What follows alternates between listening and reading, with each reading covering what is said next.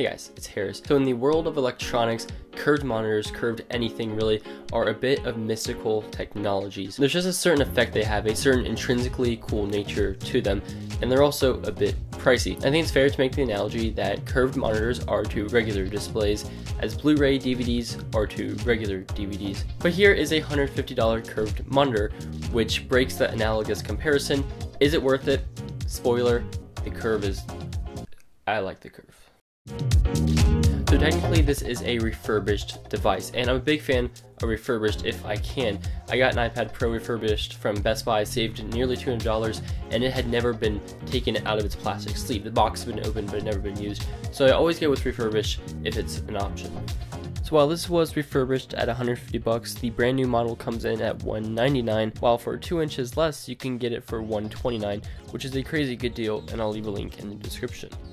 So in the box we have the pedestal front and center, which is where you see the only sign of refurbishment, some scratches on the stand, followed by the power cord and brick, which have really thin wires and flat connectors, which I'm really a fan of, the HDMI cable, and warranty. Then we have the monitor in its protective glory. Alright, so here it is. This is the 24-inch full HD model, and you can get a sense of that curve. It's pretty cool. The back has a plastic ridge texture with a really simple to use joystick, HDMI, VGA, headphone, and power input, as well as a lock slot, and yes, this is mountable. So setting up was super simple, and I really like how low profile the wall plug and monitor input that it uses. Connecting it to my Mac worked fine through HDMI, and my first two impressions are: firstly, the curve is actually pretty immersive. Functionally, it's not really going to change a whole lot in terms of what you're doing, if anything, but aesthetically, and especially if you put multiple of these together, it makes for a really good experience, and that's what the curve's all about. And unfortunately, it's only 1080p, so my second impression is, well, while this is good for gaming with that resolution, but when using it up close within a foot or 18 inches, pixels are definitely noticeable, although it would be better on the 22-inch model for sure. Your eyes get used to it a little bit, and if you're farther away, it won't be a problem, but for me, using my 15-inch Retina MacBook Pro, below it, the poor resolution sticks out like a sore thumb, so I hope to get a 1440p curved display sometime in the future. Samsung, LG, Acer, if you're watching this...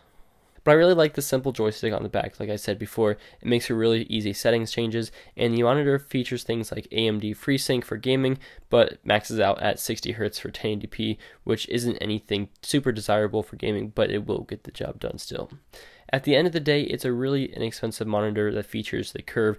It's made out of plastic, the stand is just okay, and the bezels aren't too big, but they're not terribly thin either. But overall, I'm a big fan, and for the price, it's pretty awesome. Setting up a couple of these side by side would create an awesome experience for sure. So there you have it. This is a $150 curved monitor. I got it when it was a little bit cheaper price, but you can get the smaller model for still around this price.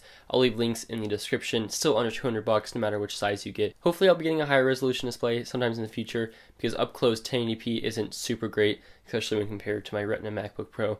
But there it is. Curved is actually pretty cool, and I don't really want to go back to a flat panel after using curved. Thank you for watching. If you enjoyed, give it a thumbs up, subscribe, leave a comment down below, check out my social media, all that. I'll catch you guys in the next one.